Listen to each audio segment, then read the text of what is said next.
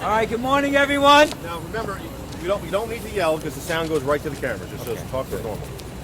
Good morning, everyone. My name is Robert Jackson, and I'm the chair of the Restaurant Action Alliance NYC, a coalition of New York City hardworking restaurant owners and recyclers. And we're here today regarding a lawsuit that's filed to overturn the ban on foam food service items, the takeout containers that we all use every single day in taking care of our business. I've watched this fight play out since the very beginning. I was a member of the New York City Council Sanitation Committee, and I co-chaired the New York City Council's Black, Latino, and Asian Caucus, 27 members of the City Council. When Mayor Bloomberg first proposed this ban back in 2013. I was against it then, and I'm against it now, because I saw up close two very important facts. One, the ban would hurt small business owners, and some of them that are here now, or who already are struggling to get by. And number two, the Bloomberg administration simply did not tell the truth about the potential for recycling. So the City Council of New York decided not to ban the foam under his administration. We knew we couldn't trust them because, in our opinion, they didn't tell the truth when they were in front of us. So instead, we put the trust in our current mayor, Mayor de Blasio, and we expected that they would give us a fair review, embrace recycling, and bring the promise of one New York to everyone, and especially the small business owners. Unfortunately, our mayor, Mayor de Blasio, did not do the right thing. He turned his back on recycling, and he turned his back on these small business owners, many from immigrant communities, that believed him when he said he would end the tale of two cities. A true progressive would have combined sound environmental policy with economic justice for small business owners. A true progressive would have put aside environmental policy by slogan like Bloomberg's phony "recycle everything" and adopt a true recycling plan that even the city's own recycling vendor, Sims, embraced. A true progressive would not run roughshod over the City Council of New York by completely ignoring the intent of the City Council legislation that we passed in 2013. It's shocking, it's disappointing, and it cannot stand. I urge you to look closely at the facts of the deal that the city turned down. Recycling for 100% of foam products, not just a ban on 40%. No cost to the City of New York or its recycling vendor Sims to do it, and new revenue for the city and reduced landfill costs for the City of New York. An absolute stunning good deal for the taxpayers of New York City. And he, our Mayor de Blasio, turned it down. I wonder if he even looked at the details of the plan. As the former co-chair of the New York City Council's Black, Latino, and Asian Caucus, I can say that our city's hardworking business owners are going to be the ones who suffered the most of this ban. The city stiffed us. They played out a farce.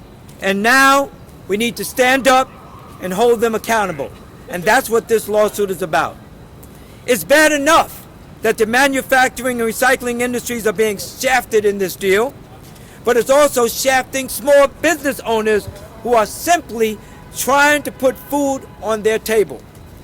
If the mayor really is for one New York, why is he hurting the city's small businesses and restaurants? We need to make sure our voices are heard because our small businesses are the lifeblood of our great city. And we can't let the mayor break his commitments for the sake of political hidden agendas. And with that, I'm going to turn to Randy Mastro, who is an attorney with Gibson Dunn, who is the head of our legal team. Randy? Thank you, Robert. It's an honor for me to represent this coalition. Small business and restaurant owners who've come to depend upon cost-effective foam food service items. Their customers have come to depend on them, and whose businesses depend upon very narrow margins that will now be put in jeopardy by them having to buy higher-priced items, many of which themselves aren't recyclable, and to also represent the industry representatives, manufacturers, recyclers, end users who use that recycled product to produce new products, who proved beyond any shadow of the doubt that recycling can be effective, that recycling will be effective for New York City. And on that basis, the New York City Council mandated back in December 2013 that if foam food service items, quote, can be recycled, end quote, in an economically feasible and environmentally effective manner, the city, quote, shall, end quote, adopt and implement a recycling program. That's what we are in court all about, making the city administration live up to its legal obligations, compel the city to recycle not just foam food service items, which is a very small part of all the polystyrene waste in our system, including rigid polystyrene, packing material, those clear containers and clear cups that look like plastic, even soft foam items that you see in a supermarket for eggs or in meat packing in a supermarket. None of that is going to be recycled unless we implement a comprehensive recycling plan.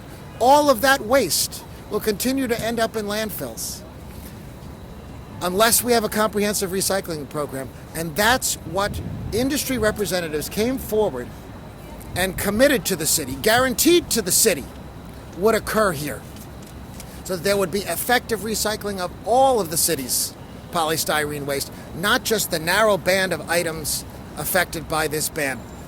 And as a result, the city was assured a net economic gain from this recycling program, a windfall to the city's coffers, reduced costs relating to landfilling, and just as importantly, the most environmentally effective plan you could have.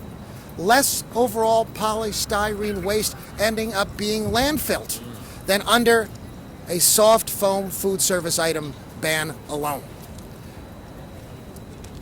Ladies and gentlemen, this is a crazy decision. And as a former deputy mayor, I've seen some crazy decisions made in my time. And this is the craziest. The city could have a windfall to its coffers, could reduce its landfill costs, and could see to it that less overall polystyrene waste is delivered to landfills at the end of the day. The most environmentally effective thing we could do for our city. Yet, all of that evidence, all of that objective record, all of that undeniable fact, the city has ignored and decided to implement a ban on soft foam food service items that applies to a very narrow category of all of the city's polystyrene waste. That is nonsensical, ladies and gentlemen, and it's also illegal because the city council mandated recycling under these circumstances. So for me, the city's ban on foam food service items is not only irrational, it's illegal. Here, the city council has mandated recycling, and recycling is a win-win for everyone because it will result in a windfall to the city's coffers and less overall polystyrene ending up being landfilled. And that's what this case is all about. To make the city live up to its legal obligations, to require the city to implement recycling as the city council mandated, and to put a stop to this ban. Thank you very much. Thank you, Randy.